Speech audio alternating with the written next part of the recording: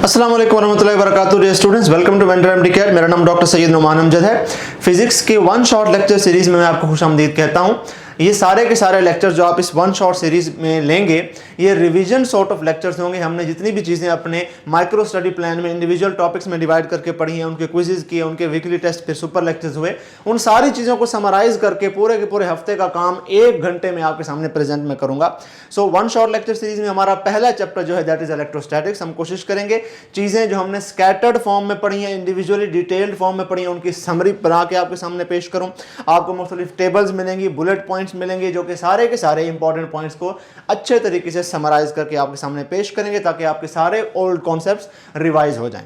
So introduction to charge was the first topic जो हमने electrostatics में पढ़ा था। पहला लेक्चर आपका इस चीज का हुआ था। इलेक्ट्रोस्टैटिक्स का हमने पढ़ा कि it is the study of charges at rest. Motion वाले चार्जेस की जो स्टडी होती है दैट इज करंट इलेक्ट्रिसिटी।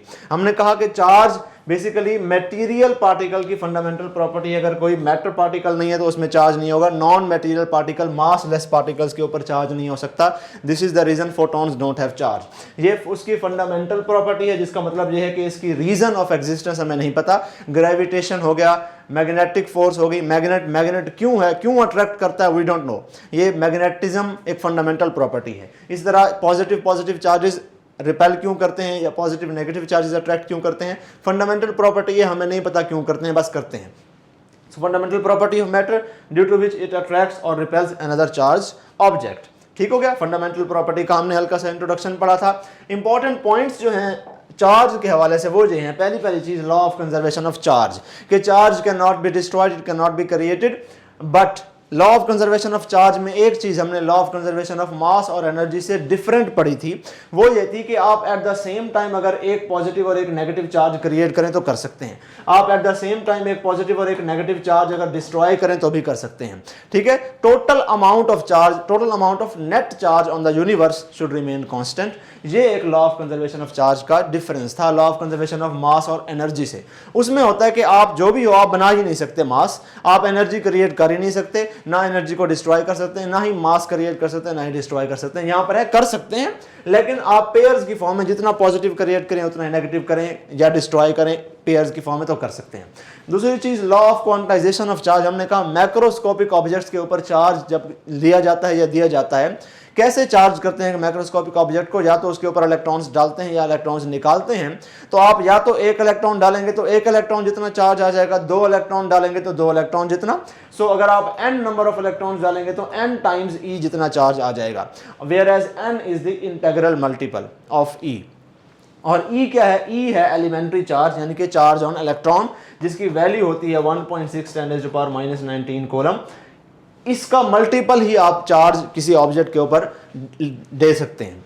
इसका फ्रैक्शनल मल्टीपल आप नहीं दे सकते। फॉर एग्जांपल आप हाफ E का चार्ज नहीं दे सकते, 1/3 ऑफ E का चार्ज नहीं दे सकते। क्यों? क्योंकि मैक्रोस्कोपिक ऑब्जेक्ट के ऊपर इलेक्ट्रॉन्स का ट्रांसफर होता है, उसी तरीके से ही वो चार्ज हो सकती है। आप आधा इलेक्ट्रॉन तो ट्रांसफर करके आधे इलेक्ट्रॉन जितना चार्ज उसको नहीं दे सकते। This is what we call law of quantization of charge. के चार्ज क्वांटाइज्ड होता है, सर्टन वैल्यूज ही आप उसी वैल्यू वाली चार्ज आप दे सकते हैं, उनके बीच वाली कोई वैल्यू नहीं दे सकते। यानी कि या तो आप 1.6 × 10⁻⁻⁹ कूलम का चार्ज दे सकते हैं, या इसका ट्वाइस यानी कि 3.2 × 10⁻⁻⁹ कूलम दे सकते हैं। ये कम वैल्यू है, ज्यादा वैल्यू है, इनके बीच की कोई वैल्यू आप किसी भी मैक्रोस्कोपिक ऑब्जेक्ट के ऊपर नहीं दे सकते। उस वैल्यू का चार्ज किसी मैक्रोस्कोपिक ऑब्जेक्ट के ऊपर डालना पॉसिबल नहीं है, इम्पॉसिबल है। क्यों? क्योंकि इलेक्ट्रॉन का ट्रांसफर या तो एक इलेक्ट्रॉन के ट्रांसफर से इतना चार्ज आएगा, 2 का होगा तो इतना आएगा। अब बीच वाले इलेक्ट्रॉन, आधा इलेक्ट्रॉन तो हो ही नहीं सकता। This was law of quantization of charge. Charges relativistic effect show नहीं करते। हमने कहा रिलेटिविस्टिक इफेक्ट क्या होता है कि मास जब मूव करता है तो उसका मास बढ़ जाता है, उसकी स्पीड ऑफ लाइट जितना से उसको अगर मूव करवाएंगे तो। इस तरह लेंथ कॉन्ट्रैक्शन होती है या टाइम डायलेशन होती है। आप मूव करते हैं तो टाइम डिफरेंटली बिहेव करता है। मोशन से किसी चीज का डिफरेंटली बिहेव करना, that is what we call relativistic effect. Charge वो शो नहीं करता। आप मूव करें स्पीड ऑफ लाइट के अप्रोचिंग स्पीड ऑफ लाइट से भी मूव करें, चार्ज ही रहेगा। ऐसा नहीं है कि मोशन से चार्ज बढ़ जाएगा। मास बढ़ जाता है मोशन से अगर आप रिलेटिविस्टिक स्पीड पर मूव कर रहे हैं तो। चार्ज मास डिपेंडेंट है। हमने पीछे भी कहा कि it is a fundamental property of material particles. Non material particle like photons can not exhibit charge. लेकिन मास जो है वो चार्ज डिपेंडेंट नहीं है। मास चार्ज के बगैर भी एग्जिस्ट कर सकता है। न्यूट्रल मासेस एग्जिस्ट करते हैं। रिपल्शन जो है वो sure test of charge on an object है, नॉट अट्रैक्शन। ये बात हमने बाकायदा डिटेल में पढ़ी कि अगर एक ऑब्जेक्ट पॉजिटिवली चार्ज है और दूसरा ऑब्जेक्ट न्यूट्रल है, तो अगर पॉजिटिवली चार्ज ऑब्जेक्ट को दूसरे के करीब लेकर आएंगे तो इस न्यूट्रल ऑब्जेक्ट का क्लोजर एंड नेगेटिवली चार्ज हो जाएगा, इसका फार्दर एंड पॉजिटिवली चार्ज हो जाएगा और दोनों एक दूसरे को इस एंड के ऊपर अट्रैक्ट करना शुरू कर देंगे। हालांकि एक ऑब्जेक्ट न्यूट्रल है और एक ऑब्जेक्ट क्या है, चार्ज था। सो अट्रैक्शन से हम नहीं बता सकते कि ये दोनों ऑब्जेक्ट्स चार्ज थी कि नहीं, क्योंकि हो सकता है इलेक्ट्रोस्टैटिक इंडक्शन की वजह से ये सारा प्रोसेस हुआ हो और तब वो अट्रैक्ट करना शुरू हो गई हो। सो अट्रैक्शन से कंफर्म पता नहीं चलता कि दोनों ऑब्जेक्ट्स चार्ज हैं। हो सकता है उसमें से एक में चार्जेस की इस तरह से रीडिस्ट्रीब्यूशन हुई हो इलेक्ट्रोस्टैटिक इंडक्शन की वजह से। जबकि रिपल्शन अगर हुई है, तो रिपल्शन अगर एक पॉजिटिवली चार्ज ऑब्जेक्ट है और दूसरा न्यूट्रल है, तो ये इसको कभी भी इस तरह से चार्ज नहीं करेगा कि इसका क्लोज एंड पॉजिटिव हो जाए और फार्दर एंड नेगेटिव हो जाए और रिपल्शन क्रिएट हो जाए। This is impossible. Electrostatic induction की वजह से हमेशा अट्रैक्शन प्रोड्यूस होती है, इलेक्ट्रोस्टैटिक इंडक्शन की वजह से हमेशा ऑपोजिट चार्ज इंड्यूस होता है। दिस इज द रीजन कि अगर रिपल्शन आपको मिल गई दो ऑब्जेक्ट्स में, तो समझ जाएं कि वो इलेक्ट्रोस्टैटिक इंडक्शन वाली प्रोसेस नहीं हुआ, वो एक्चुअल में दोनों ऑब्जेक्ट्स वाकई में चार्ज थी, तभी उन्होंने रिपेल किया। This is the reason repulsion is the sure test of charge on an object. हमने इलेक्ट्रोस्कोप के कुछ बेसिक्स पढ़े। हमने कहा एक अनचार्ज इलेक्ट्रोस्कोप की क्या होती है, एक डिस्क होती है, एक शाफ्ट होती है, जो स्टॉक होता है जिसके थ्रू डिस्क जो है वो जिंक की मोस्टली मेड होती है, उसके इलेक्ट्रॉन्स ट्रेवल कर सकते हैं थ्रू द लीव्स। ये जो रेड कलर के मैंने शो किए हैं ये गोल्ड लीव्स हैं, ठीक है। अगर इलेक्ट्रोस्कोप अनचार्ज है, यानी अनचार्ज इलेक्ट्रोस्कोप का मतलब है कि उसके लीव्स के ऊपर कोई चार्ज नहीं है। जब उसके लीव्स के ऊपर कोई चार्ज नहीं है तो वो बिल्कुल फ्लेक्सिड रहते हैं, आपस में एक सर्टेन डिस्टेंस मेंटेन कर करते हैं, हैंग करते रहते हैं, ठीक है। तो जैसे ही हम इस इलेक्ट्रोस्कोप को पॉजिटिव चार्ज देते हैं, डिस्क के थ्रू पॉजिटिव चार्ज ट्रांसफर करते हैं, वो पॉजिटिव चार्ज फ्लो करता करता लीव्स पर पहुंच जाता है। अब दोनों लीव्स बिल्कुल इस तरह से थे, अब दोनों पॉजिटिवली चार्ज हो गए तो स्प्रेड अपार्ट हो जाएंगे, क्योंकि रिपल्शन क्रिएट हो जाएगी, करीब नहीं आ सकते, करीब आएंगे रिपल्शन फिर बढ़ेगी, वो उनको दूर धकेलेगी। तो पॉजिटिवली चार्ज इलेक्ट्रोस्कोप ऐसा दिखता है। अगर इसको नेगेटिवली चार्ज करते तो तब भी ये ऐसा ही दिखता, दोनों लीव्स उसके स्प्रेड अपार्ट होते, क्योंकि दोनों पर सिमिलर चार्ज होना था। तो इसके थ्रू किया क्या जाता है, इसके थ्रू हम फाइंड आउट करते हैं कि किसी और ऑब्जेक्ट के ऊपर चार्ज कितना है। तो पहले हम इलेक्ट्रोस्कोप को चार्ज करते हैं। फॉर एग्जांपल मैंने इलेक्ट्रोस्कोप को पॉजिटिवली चार्ज कर दिया, अब मुझे पता है कि इलेक्ट्रोस्कोप के ऊपर कौन सा चार्ज है। अब एक और ऑब्जेक्ट जिसके ऊपर कौन सा चार्ज है मुझे नहीं पता, तो उसको मैं अगर इसके करीब लेकर आऊंगा, सपोज अगर वो पॉजिटिवली चार्ज हुई तो वो क्या करेगी, इलेक्ट्रोस्टैटिक इंडक्शन के थ्रू इसका पॉजिटिव चार्ज रिपेल कर देगी। तो इसका पॉजिटिव चार्ज फ्लो करता करता लीव्स के ऊपर आ जाएगा। तो देखें पहले लीव्स के ऊपर 2 चार्जेस थे, अब 3 चार्जेस आ गए, लीव्स के ऊपर पॉजिटिव चार्ज बढ़ जाएगा। तो पहले अगर वो अनचार्ज थे तो इतने थे, जब पॉजिटिवली चार्ज हुआ थोड़े से स्प्रेड अपार्ट हुए, जब मैं उसकी डिस्क के करीब एक और पॉजिटिव चार्ज ऑब्जेक्ट लेकर आया तो वो बहुत ज़्यादा स्प्रेड अपार्ट हो जाएंगे, ठीक है, क्योंकि अब उनके ऊपर पॉजिटिव चार्ज ज़्यादा हो गया है जैसे ही मैं इस चार्ज को इस ऑब्जेक्ट को इसके करीब लेकर आया। सो अगर एक पॉजिटिवली चार्ज इलेक्ट्रोस्कोप के लीव्स किसी और चार्ज ऑब्जेक्ट के डिस्क के करीब लाने से स्प्रेड अपार्ट होते हैं, तो समझ जाएं कि वो ऑब्जेक्ट भी पॉजिटिवली चार्ज है। अगर वो ऑब्जेक्ट नेगेटिवली चार्ज होता तो क्या होता कि जैसे ही नेगेटिवली चार्ज ऑब्जेक्ट में डिस्क के करीब लेकर आता तो इसने क्या करना था, इसने नेगेटिव चार्जेस को रिपेल कर देना था। नेगेटिव चार्जेस नीचे आके यहाँ के पॉजिटिव चार्जेस को न्यूट्रलाइज कर देते। तो क्या होता है, देखिए यहाँ पर 2 पॉजिटिव चार्जेस हैं, अब एक पॉजिटिव चार्ज रह गया है।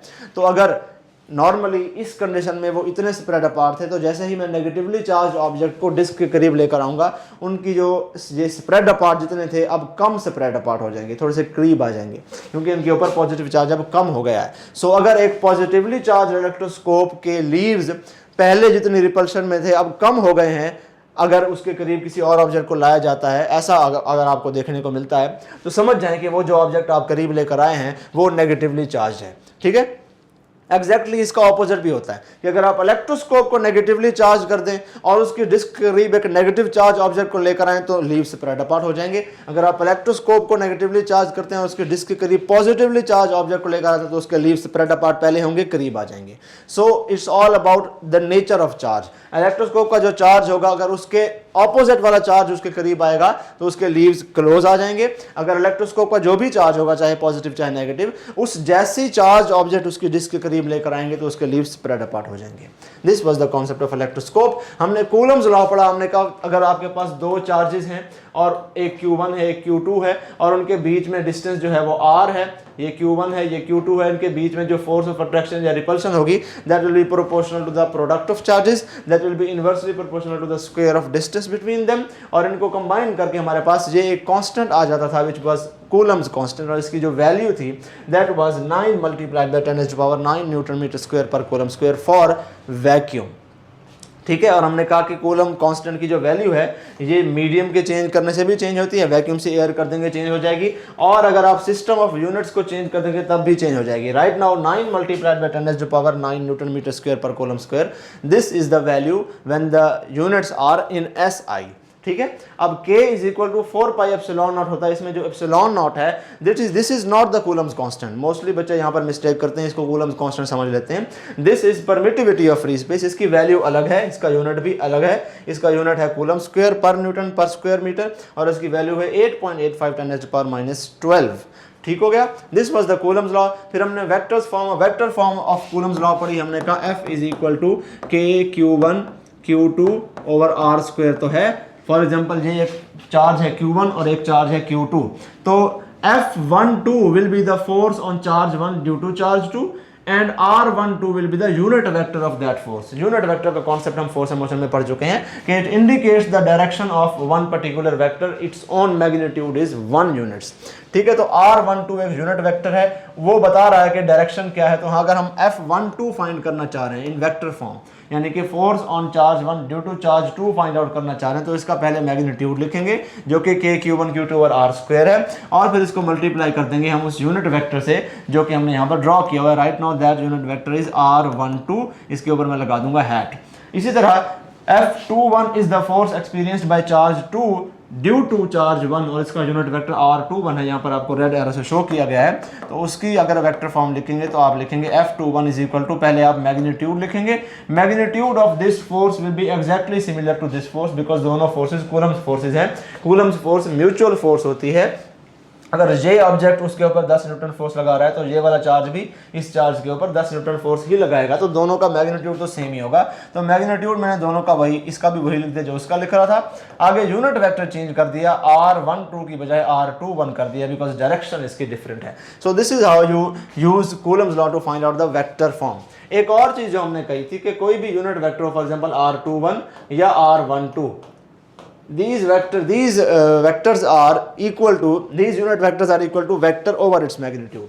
तो वेक्टर क्या होगा, वेक्टर बेसिकली यहाँ से यहाँ तक का डिस्टेंस होगा। अगर मैं R12 फाइंड कर रहा हूँ तो वेक्टर की डायरेक्शन इस तरफ है, अगर मैं R21 फाइंड कर रहा हूँ तो इसकी डायरेक्शन इस तरफ है, अगर मैं R12 फाइंड कर रहा हूँ तो इस वेक्टर की डायरेक्शन इस तरफ है। सो ये एक वेक्टर है जिसकी लेंथ डिस्टेंस के बराबर है, और इसकी डायरेक्शन जो है वो डिपेंड करती है कि आप कौन सा वाला वेक्टर ले रहे हैं।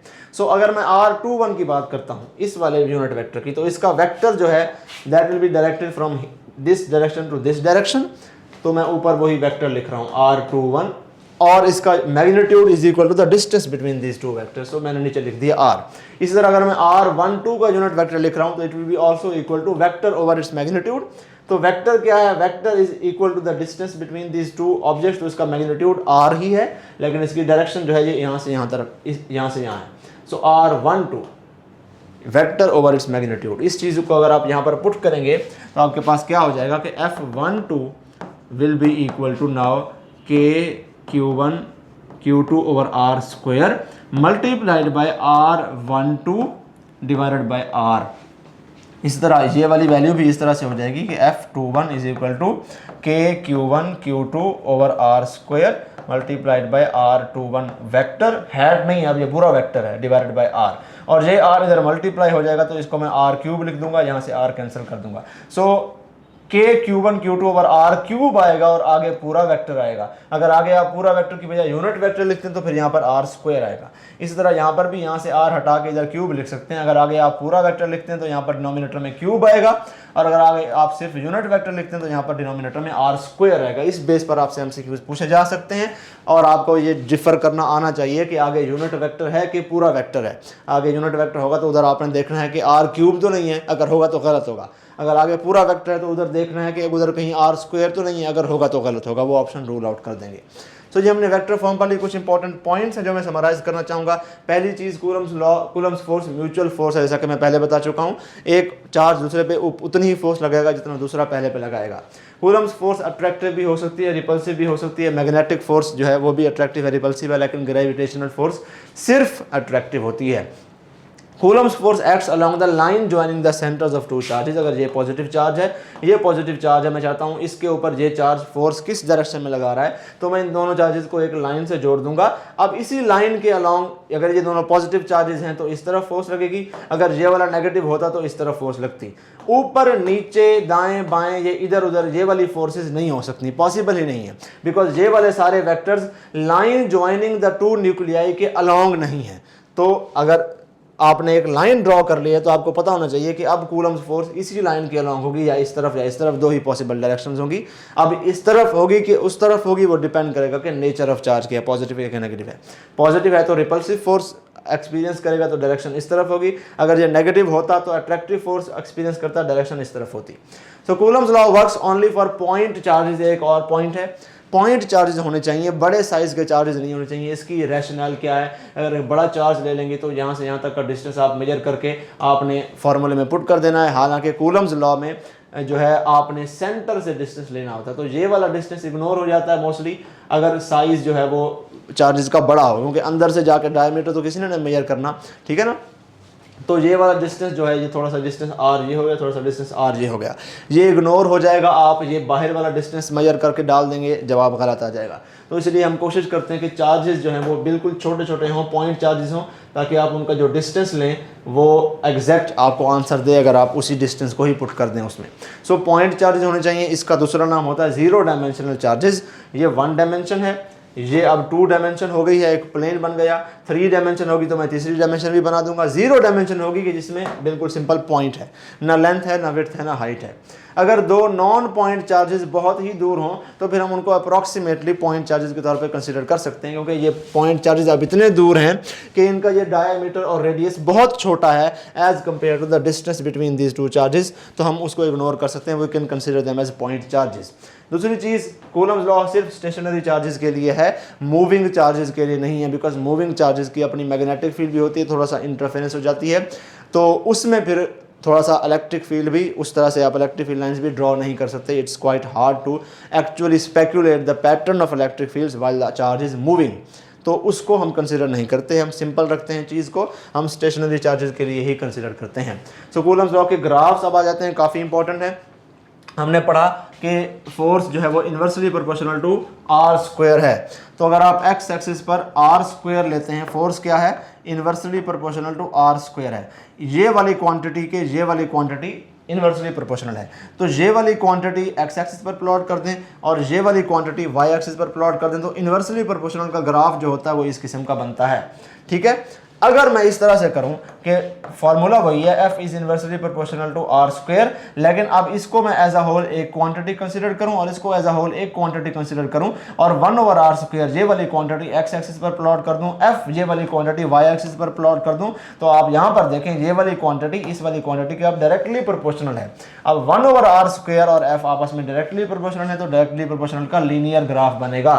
दूसरी चीज, अगर मैं y एक्सिस पर तो f प्लॉट करूं, x एक्सिस पर r प्लॉट करूं, ठीक है ना, f is inversely proportional to r का स्क्वायर। यहां पर r स्क्वायर को मैंने एक क्वांटिटी कंसीडर किया था, उसको प्लॉट किया था, तो हमने कहा दोनों इन्वर्सली प्रोपोर्शनल हैं। अब यहां पर r स्क्वायर को मैं एक क्वांटिटी कंसीडर नहीं कर रहा, मैं r को क्वांटिटी कंसीडर कर रहा हूं और x एक्सिस पर उसको प्लॉट कर रहा हूं, तो अब f is not inversely proportional to r ना, यहाँ पर तो f वाज इन्वर्सली, ये वाली quantity was inversely proportional to ये वाली क्वांटिटी, यहाँ पर ये वाली quantity is not inversely proportional to ये वाली क्वांटिटी, क्योंकि वो मैंने क्वांटिटी सिर्फ r को रखा हुआ है, x एक्सिस पर सिर्फ r को प्लॉट किया हुआ है। Instead this quantity is inversely proportional to the square of this quantity, ये बाय स्क्वायर है, तो जब स्क्वायर हो जाएगा तो फिर ये जो ग्राफ है, ये क्वाड्रेटिक ग्राफ होता है, ये ज़्यादा स्टीप होता है एज कम्पेयर टू इस इन्वर्सली प्रोपोर्शनल वाले ग्राफ के। दोनों हैं सेम, लेकिन देखें वो ज़्यादा स्टीप है, वो ज़्यादा जल्दी गिर रहा है। अगर इसको मैं इधर ड्रॉ कर दूँ तो आपको देखने को मिलेगा कि ये वाला ग्राफ जो है इधर ड्रॉ करेगा, ये वाला जो मैंने रेड वाला ड्रॉ किया, ये इसको ड्रॉ किया उधर ही, ठीक है। तो ये वाला ग्राफ थोड़ा सा कम स्टीप है, लेस स्टीप की बजाय ज़्यादा स्टीप हो जाएगा अगर आप एक्स एक्सिस पर आर को प्लॉट करेंगे। क्यों होगा? क्योंकि यहाँ पर क्या है कि आर स्क्वायर वाली एक क्वांटिटी अगर डबल होगी तो ये एफ क्या होगा, 1/2 हो जाएगा। तो ये डबल होगी तो ये 1/2 हो जाएगा। यहाँ पर क्या है कि ये आर वाली quantity, not R square, R वाली क्वांटिटी अगर क्या होगी, डबल होगी तो क्या होगा, एफ वाली क्वांटिटी 1/4 हो जाएगी। तो इसको अगर आप डबल करेंगे ये 1/4 हो जाएगी, ज़्यादा कम हो जाएगी। तो इसलिए ये ग्राफ ज़्यादा जल्दी नीचे गिरता है, मोर स्टीप है। ठीक है। दूसरी चीज़ यहाँ पर मैंने क्या किया है, F is directly proportional to 1/r का स्क्वायर। यहाँ पर मैंने 1/r स्क्वायर को पूरे को एक क्वांटिटी लिया था और मैंने कहा था ये वाली क्वांटिटी और ये वाली क्वांटिटी एक्स वाई एक्सिस पर प्लॉट करेंगे तो डायरेक्टली प्रोपोर्शनल है। यहाँ पर मैंने क्या किया, यहाँ पर मैंने इस वाली पूरी की पूरी क्वांटिटी को अलग एक क्वांटिटी लिया है और इसका जो है स्क्वायर लिया है। तो फिर इधर इस वाली क्वांटिटी को y एक्सिस पर प्लॉट करेंगे तो रिलेशन क्या बनेगा, मैं कहूँगा force is directly proportional to square of this quantity. तो x वाली क्वांटिटी के स्क्वायर के प्रोपोर्शनल है y वाली क्वांटिटी। तो लीनियर ग्राफ नहीं बनेगा, यहाँ पर अब अगेन क्वाड्रेटिक ग्राफ बनेगा, इस तरह का बनेगा। ठीक है। यहाँ पर क्या है कि आप इस वाली क्वांटिटी को अगर डबल कर दें तो ये वाली क्वांटिटी भी डबल हो जाती है, तो ये डबल होगी तो ये भी डबल होगी, तो एक लीनियर रिलेशन बनेगा। यहाँ पर क्या है कि इस वाली क्वांटिटी को डबल करेंगे तो चूंकि इसके स्क्वायर के प्रोपोर्शनल है तो y वाली क्वांटिटी 4 टाइम्स हो जाएगी। तो इसको क्या करेंगे, 1/r को अगर मैं डबल करूँगा तो क्या होगा, y वाली क्वांटिटी फिर ज़्यादा ही इंक्रीज हो जाएगी। ठीक हो गया। So f is directly proportional to 1/r square. This is all about the graphs for Coulomb's law. आगे चलते हैं। परमिटिविटी का एक कॉन्सेप्ट था कि कोई भी मीडियम कितना अच्छा या कितना बुरा किसी इलेक्ट्रिक फील्ड को अलाउ करता है अपने अंदर से पास करने में, that is what we call permittivity. इसका जो कूलम्स कांस्टेंट की जो इक्वेशन है k इज इक्वल टू 1/4πε0, इसमें जो ये वाली टर्म थी this was the permittivity of free space, इसकी वैल्यू हम पीछे पढ़ चुके हैं। और इसका जो अच्छा यूनिट है, कभी कभार MCQ आ जाता है, which is the following is the unit of permittivity, और ये वाला यूनिट आपको ऑप्शन में नहीं दिया जाता, ये वाला यूनिट कमर्शियली यूज किया जाता है, फैरेड पर मीटर। सो अगर किसी मीडियम की परमिटिविटी ज़्यादा है तो इसका क्या मतलब है, तो इसका मतलब ये है कि वो मीडियम क्या अच्छा परमिट करता है इलेक्ट्रिक फील्ड को गुजरने देता है या नहीं गुजरने देता। अगर किसी मीडियम की परमिटिविटी ज़्यादा है तो वो उतना ही कम गुजरने देगा इलेक्ट्रिक फील्ड को अपने अंदर से। This is opposite to the concept of mu naught which is permeability, वो मैग्नेटिक फील्ड की होती है। परमिएबिलिटी अगर किसी मीडियम की ज़्यादा है तो इसका मतलब होता है कि वो उतना आसानी से गुजरने देता है मैग्नेटिक फील्ड को। परमिटिविटी का ये कॉन्सेप्ट नहीं है, उल्टा है। तो यहाँ पर आपने ध्यान रखना है, एप्सिलॉन नॉट अगर हाई होगा तो उतना बैड जो समझें वो कंडक्टर है, ज़्यादा इंसुलेटिंग प्रॉपर्टी है उसकी। जबकि मैग्नेटिक परमिएबिलिटी अगर किसी की है तो मतलब उतना ज़्यादा वो मैग्नेटिक फील्ड को अलाउ करता है, वो फेरोमैग्नेटिक सब्सटेंस है। तो ये चीज़ आपने याद रखनी है। रिलेटिव परमिटिविटी क्या थी कि किसी मीडियम की परमिटिविटी पकड़ें, उसको न्यूमरेटर में रखें और स्पेस की परमिटिविटी को डिनोमिनेटर में रखें, जो रेशो बनेगा वो रिलेटिव परमिटिविटी होगी। इसी को रीअरेंज करेंगे तो अगर हमें किसी मीडियम की एक्चुअल में परमिटिविटी फाइंड करनी है तो रिलेटिव परमिटिविटी को आपने परमिटिविटी ऑफ फ्री स्पेस से मल्टीप्लाई कर देना तो उस मीडियम की परमिटिविटी आ जाएगी। सो अगर फोर्स हो वैक्यूम में तो 1/4πε0 टाइम्स Q1 Q2/r स्क्वायर होता है कूलम्स लॉ। अगर आप मीडियम में फाइंड आउट करना चाह रहे हैं तो आप क्या करेंगे, फिर इस एप्सिलॉन नॉट की जगह, ये एप्सिलॉन नॉट तो है परमिटिविटी ऑफ वैक्यूम, FV लिखा है तो वैक्यूम की परमिटिविटी लिखी है। किसी मीडियम की मौजूदगी में FM लिखा हुआ है, अगर आप फोर्स मालूम करना चाहते हैं तो फिर इस एप्सिलॉन नॉट को हटा के परमिटिविटी ऑफ द मीडियम लिख देंगे।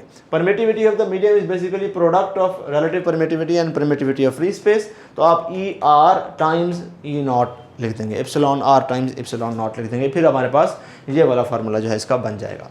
ठीक है। कूलम्स कांस्टेंट में एप्सिलॉन नॉट की जगह एप्सिलॉन M पुट किया जाता है, यानी कि एप्सिलॉन R और एप्सिलॉन नॉट का प्रोडक्ट पुट किया जाता है, तो फिर ये काम होता है। तो जहाँ जहाँ 1/4π एप्सिलॉन नॉट होगा वहाँ वहाँ आप 1/4π एप्सिलॉन नॉट एप्सिलॉन R लिख देंगे अगर मीडियम की मौजूदगी में कुछ फाइंड आउट करना है। अब रिलेटिव परमिटिविटी की कुछ प्रॉपर्टीज हैं जो याद रखनी है। पहली चीज़ यही कि अच्छा इंसुलेटर है, बैड कंडक्टर है तो उसकी एप्सिलॉन R ज़्यादा होगी, और एप्सिलॉन R को हम कहते हैं डाइलेक्ट्रिक कांस्टेंट। ठीक है। एक K है, एक एप्सिलॉन नॉट है, एक एप्सिलॉन आर है। ये परमिटिविटी ऑफ फ्री स्पेस है, ये कूलम्स कांस्टेंट है, डाइलेक्ट्रिक कांस्टेंट नहीं है, ये डाइलेक्ट्रिक कांस्टेंट है। ठीक है, फ्री स्पेस की परमिटिविटी जो होती है वो 1 कंसिडर की जाती है और उसके रिलेटिव फिर बाकियों को हम कंसिडर करते हैं।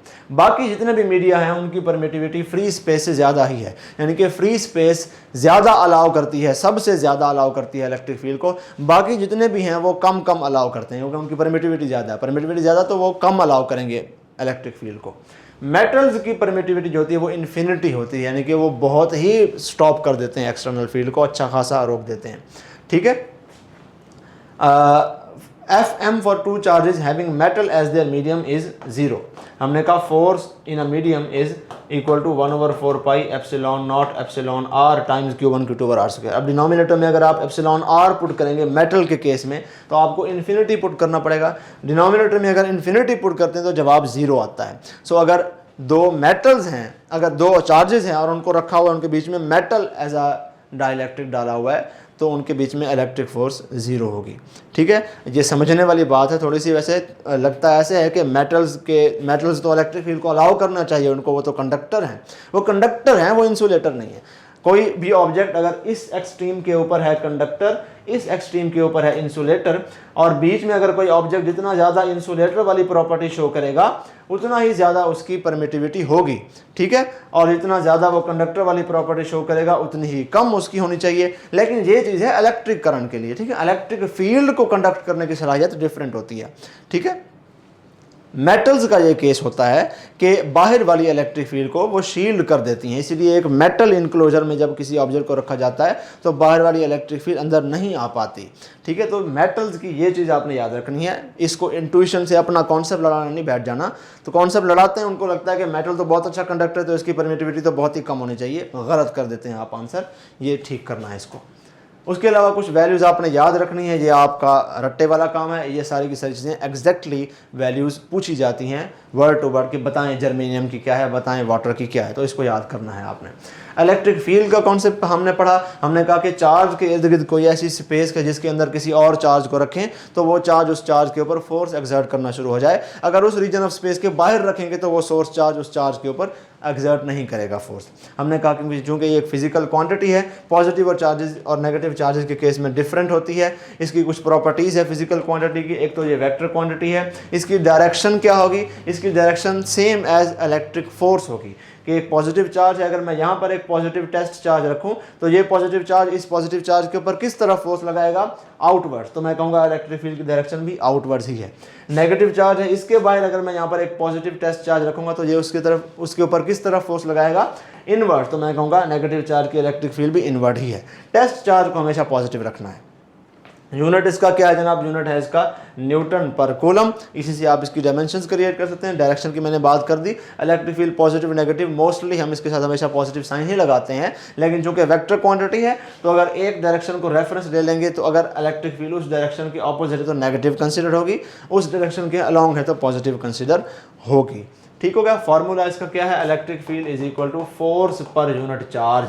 ठीक है, वेयर एज दिस चार्ज, इसको मैं क्यू नॉट लिखता हूँ, ये टेस्ट चार्ज है कि अगर किसी भी सोर्स चार्ज की फील्ड में कोई भी टेस्ट चार्ज आपने रखा है उसके मैग्नीट्यूड को यहाँ पर पुट करेंगे और उसके ऊपर जितनी फोर्स लग रही है फोर्स पर unit test charge find out कर लेंगे तो that will be the electric field strength of that particular source charge. Vector form में कैसे लिखा करेंगे आप इसको। सो इलेक्ट्रिक फील्ड का जो फॉर्मूला होता है कूलम्स लॉ से रिलेट करके इस तरह से फाइंड आउट किया जाता है कि K Q1 Q2 divided by क्या लिखेंगे, R स्क्वायर। ये तो फार्मूला होता है कूलम्स फोर्स का। लेकिन जब आप सोर्स चार्ज रखते हैं तो फिर आप इस फार्मूले में Q1 Q2 दो चार्जेस की बजाय एक चार्ज रख देते हैं। और ये चार्ज कौन सा होता है, Q1, ये सोर्स चार्ज होता है। पीछे हमने जो फार्मूला पढ़ा इसमें जो Q नॉट था ये टेस्ट चार्ज था, सोर्स चार्ज नहीं था, जिसकी वजह से फील्ड पैदा हो रही है ये वो नहीं होता। जो उसको रखा है फील्ड में चेक करने के लिए, टेस्ट करने के लिए, ये वो होता है। जबकि इस इक्वेशन में जिसको रखा है टेस्ट करने के लिए वो वाला नहीं है फार्मूले में वो वाला है जिसकी वजह से प्रोड्यूस हो रही है, सोर्स चार्ज है, टेस्ट चार्ज नहीं है। सो ये तो हो गया मैग्नीट्यूड। अगर आप इसको क्रिएट करना चाहें in the form of vector form तो फिर आप यहाँ पर एक यूनिट वेक्टर लगा देंगे। अगेन यूनिट वेक्टर को हम वेक्टर ओवर इट्स मैग्नीट्यूड की फॉर्म में लिख सकते हैं। तो डिनोमिनेटर में यहाँ पर वेक्टर को कैसे लिखूंगा मैं, R पूरा का पूरा वेक्टर लिख दूंगा डिवाइडेड बाय इट्स मैग्नीट्यूड। तो ये R और R मल्टीप्लाई हो जाएंगे तो क्या हो जाएगा, K Q1 over R square multiplied by the unit vector. So अगर डिनोमिनेटर में आर स्क्वायर है तो आगे पूरा का पूरा वेक्टर होगा, यूनिट वेक्टर नहीं होगा। अगर डिनोमिनेटर में सिर्फ आर है, सॉरी डिनोमिनेटर में अगर आर क्यूब है, ये एक स्क्वायर है तो यहाँ पर क्यूब हो जाएगा। अगर डिनोमिनेटर में आर क्यूब है तो आगे पूरा वेक्टर होगा, अगर डिनोमिनेटर में आर स्क्वायर है तो आगे फिर वो यूनिट वेक्टर होना चाहिए, जैसा कि हमने कूलम्स लॉ में पढ़ा, एग्जैक्टली वैसा का वैसा है। ठीक हो गया। हमने इलेक्ट्रिक फील्ड के भी उसी तरीके से ही ग्राफ्स पढ़े हैं, इसमें कोई भी डिफरेंट बात नहीं है, एग्जैक्टली वैसे के वैसे ही हैं जैसा कि इससे पहले कूलम्स लॉ के ही पढ़े हैं। हमने अगेन आर स्क्वायर को प्लॉट करके देखा तो इन्वर्सली प्रोपोर्शनल वाला ग्राफ आया, 1/r स्क्वायर को प्लॉट करके देखा तो लीनियर ग्राफ आया, हमने आर को प्लॉट करके देखा तो एक डिकेइंग कर्व आया, क्वाड्रेटिक कर्व, जो कि इस कर्व से ज़्यादा स्टीप था। हमने 1/r को प्लॉट करके देखा तो इस तरह का ग्राफ आया। अच्छा जी, टेस्ट चार्ज और सोर्स चार्ज का कॉन्सेप्ट मैं पहले भी बता चुका हूँ। Test charge is use to test electric field, कि कोई सोर्स चार्ज है वो इलेक्ट्रिक फील्ड प्रोड्यूस कर रहा है, मुझे फाइंड करना है कि इलेक्ट्रिक फील्ड है भी कि नहीं है, तो मैं एक और टेस्ट चार्ज लूँगा, उसको उधर जाके उसके करीब करीब करूँगा तो मुझे पता चलेगा कि हाँ वहाँ पे इलेक्ट्रिक फील्ड है। कैसे पता चलेगा कि ये टेस्ट चार्ज के ऊपर या तो अट्रैक्टिव फोर्स लगेगी या तो रिपल्सिव फोर्स लगेगी, तो फोर्स लगेगी, पता लग गया कि चार्ज है। कितनी फोर्स लगेगी उसको इस फॉर्मूले में पुट करके मैं एग्जैक्टली क्वांटिफाई भी कर सकता हूँ कि इलेक्ट्रिक फील्ड स्ट्रेंथ क्या है। So it is used to detect the presence of electric field, it is used to find out, it is use to measure the presence of electric field, दोनों चीज़ों के लिए। तीसरी चीज़, इससे हम डायरेक्शन भी प्रेडिक्ट करते हैं। कैसे प्रेडिक्ट करते हैं, हमने बात की यहाँ पर कि अगर आप पॉजिटिव चार्ज की इलेक्ट्रिक फील्ड की डायरेक्शन को क्रिएट करना चाहते हैं तो कैसे क्रिएट करेंगे। ये कॉन्सेप्ट किधर से आया कि पॉजिटिव चार्ज की इलेक्ट्रिक फील्ड बाहर ही होगी, अंदर क्यों नहीं होती, नेगेटिव चार्ज की इलेक्ट्रिक फील्ड अंदर ही होगी, बाहर क्यों नहीं होगी। तो उसकी वजह यह है कि पॉजिटिव चार्ज को आपने हमेशा, टेस्ट चार्ज को आपने हमेशा पॉजिटिव ही रखना होता है, और आप पॉजिटिव चार्ज की अगर फाइंड करना चाह रहे हैं कि फील्ड किस तरफ होगी तो उसके बाहर आपने सोर्स चार्ज के करीब जाके टेस्ट चार्ज रखना है, इसके ऊपर जिस तरफ फोर्स लगेगी उसी तरफ इलेक्ट्रिक फील्ड होगी। यहाँ पर भी वही काम करना है, इसके ऊपर जिस तरफ फोर्स होगी उसी तरफ इलेक्ट्रिक फील्ड होगी। तो टेस्ट चार्ज को आपने रेफरेंस रखना है, ऐसा नहीं कि उधर टेस्ट चार्ज पॉजिटिव रख दिया, इधर टेस्ट चार्ज को ही नेगेटिव कर दिया, तो नेगेटिव चार्ज के ऊपर तो बाहर लगेगी फोर्स, तो फिर क्या नेगेटिव चार्ज की इलेक्ट्रिक फील्ड लाइंस भी हम बाहर ड्रॉ कर दें, गलत हो जाएगा ना। तो इसीलिए ये वाला काम नहीं करना, टेस्ट चार्ज को हमेशा पॉजिटिव ही रखना है। कुछ प्रॉपर्टीज़ हैं टेस्ट चार्ज की। पहली चीज़, एक तो ये पॉइंट चार्ज होता है, कूलम्स लॉ में सारे पॉइंट चार्जेस ही होते हैं। दूसरी चीज़, इसको हमेशा पॉजिटिव रखना है।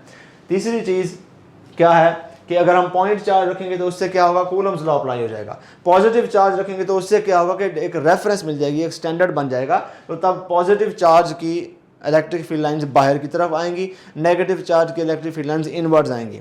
अगर हम कहीं पॉजिटिव कहीं नेगेटिव रखना शुरू कर दें तो फिर एक स्टैंडर्ड रेफरेंस नहीं बनेगा, प्रॉब्लम हो जाएगी। जैसा कि मैंने यहाँ पर आपको बताया कि अगर उधर पॉजिटिव रखा है, इधर नेगेटिव रख देंगे तो इसकी भी इलेक्ट्रिक फील्ड लाइंस बाहर आ जाएंगी, गलत चीज़ हो जाएगी।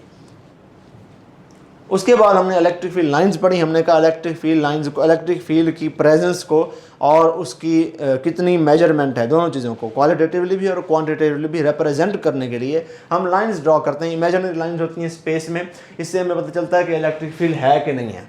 दूसरी चीज़ कितनी है, उसकी स्ट्रेंथ कितनी है। तीसरी चीज़, हमें direction of electric field lines भी पता चलती है इनके एरो हेड से। ठीक है, अब कुछ प्रॉपर्टीज़ हैं। पहली चीज़, ये स्ट्रेट भी हो सकती हैं, कर्व्ड भी हो सकती हैं। कब कब कैसी कैसी होती हैं हम आगे देखते हैं। और स्ट्रेट और कर्व्ड के केस में कैसे आप इलेक्ट्रिक फील्ड की डायरेक्शन फाइंड आउट करते हैं। अगर तो स्ट्रेट हैं तो जिस डायरेक्शन में एरो हेड है फील्ड लाइंस का, उसी डायरेक्शन में इलेक्ट्रिक फील्ड है। अगर कर्व्ड है तो किसी भी पॉइंट पर इलेक्ट्रिक फील्ड लाइंस की डायरेक्शन लेंगे, हर पॉइंट पर इलेक्ट्रिक फील्ड लाइंस की डायरेक्शन डिफरेंट है। तो किसी भी पॉइंट पर अगर आप टेंजेंट ड्रॉ करेंगे तो वो टेंजेंट आपको बताएगा कि इस पॉइंट पर इलेक्ट्रिक फील्ड की डायरेक्शन किस तरफ है। स्पेसिंग बिटवीन द लाइंस आपको स्ट्रेंथ के बारे में बताती है। अगर इलेक्ट्रिक फील्ड लाइंस बिल्कुल क्लोजली स्पेस्ड हैं तो मतलब स्पीड, मतलब इलेक्ट्रिक फील्ड स्ट्रेंथ ज़्यादा है। अगर electric field lines farther apart है तो स्ट्रेंथ कम है। इलेक्ट्रिक फील्ड लाइंस कभी भी एक दूसरे को क्रॉस नहीं करती। क्यों नहीं करती, मैं अभी बता चुका हूँ कि किसी भी पॉइंट पर इलेक्ट्रिक फील्ड की डायरेक्शन फाइंड आउट करनी है तो उस पॉइंट पर टेंजेंट ड्रॉ करते हैं। अगर दो इलेक्ट्रिक फील्ड लाइंस हैं आपस में एक दूसरे को क्रॉस कर गई और कोई मुझे कहता है कि इस पॉइंट पर इलेक्ट्रिक फील्ड की डायरेक्शन फाइंड करो, तो अगर मैं इस लाइन को स्टैंडर्ड रखूं और इसके टेंजेंट ड्रॉ करूं तो लाइन की इलेक्ट्रिक फील्ड की डायरेक्शन जे आएगी। और अगर मैं इस लाइन को दिमाग में रखूं और कहूं इस पॉइंट पर टेंजेंट ड्रॉ करना है तो वो इस डायरेक्शन में ड्रॉ कर दूं तो डायरेक्शन जे आ जाएगी। तो दो पॉसिबल डायरेक्शंस हो जाएंगी जो कि एम्बिग्युइटी क्रिएट कर देंगी। इसलिए हम ड्रॉ करते वक्त ख्याल करते हैं कि इलेक्ट्रिक फील्ड लाइंस को क्रॉस नहीं करने देते।